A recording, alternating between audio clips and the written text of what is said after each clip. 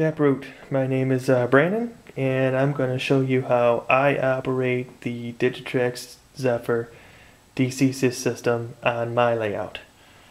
I'm not an expert in DCC in any way, shape, or form. I've only been using it now for about 6 months, but this is kind of how I go about it.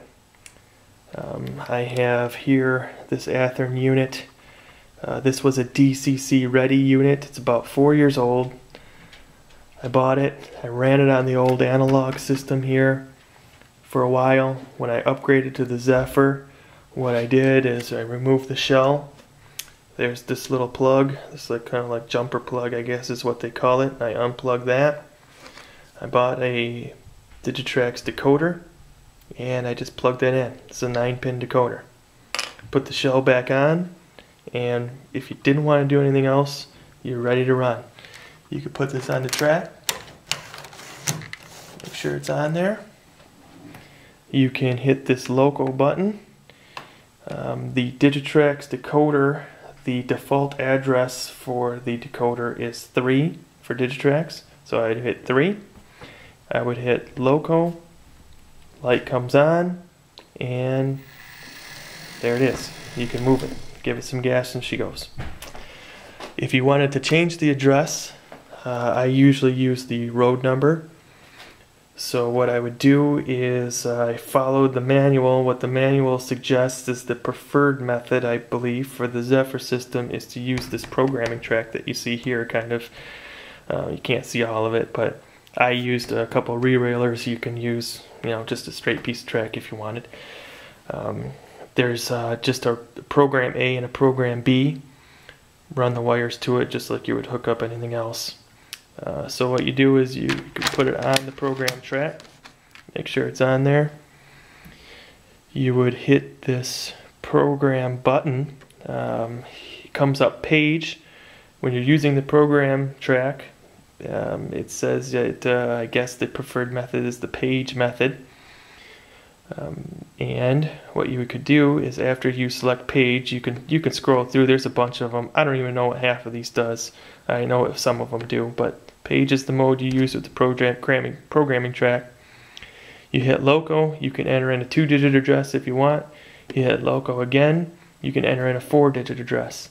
So you enter in 4001 for the road number, and you hit this right button down here.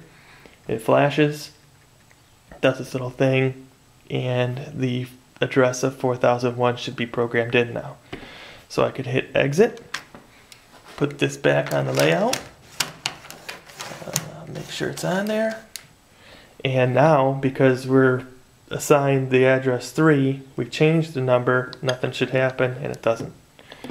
If I hit loco again, I select 4001 and loco, there it is, light comes on, and away you go. Just like that. And that's basically what you would do for all your locos if you wanted to. Therefore, I could put this Athearn unit on the track. It's 1776. I can hit loco 1776, loco again. If I wanted to go in reverse, I can put this unit, I can go in reverse. There it is. Or forward. And I turn the light on. If you press this 0 button here, you can turn the light on or off. I wanted the light on, so I turned it on, and now I can control these independently with one, I don't know if you can see that, sitting right next to the other here. So I want to go back. If I want to control 4001, I do this again, I hit loco 4001 and loco again. Now I am controlling 4001. I can go back, go forward, do whatever I want. When you hear about CV's configuration variables, I think that's what it stands for. Anyways, that's kind of customizing your loco, I believe. Anyways, and you can see now I can do a quick one here. If I turn it to forward, I'll put this back in here. You can see all the default settings except for the address are still programmed into the decoder. It's not going to do anything but what it was set up to do.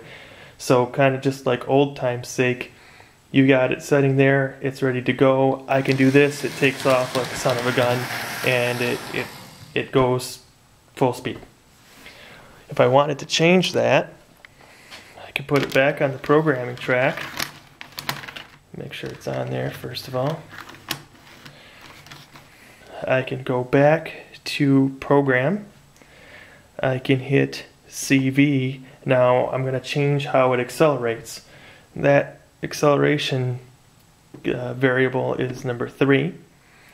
If I hit this button again, it gives me this D, and I can put a number, I believe from 0 to 255.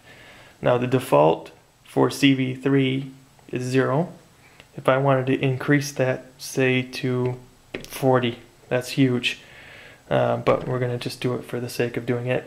I hit the right button, it programs 40 in there. If I hit exit, I put it back on the layout. It's set up to run Loco 4001. But if you notice, I can go full blast, and it's going to barely start moving, simulating maybe pulling a long train of cars, and it's going to take a lot longer to get up to full speed. That's all I got. Hopefully this cleared something up for you.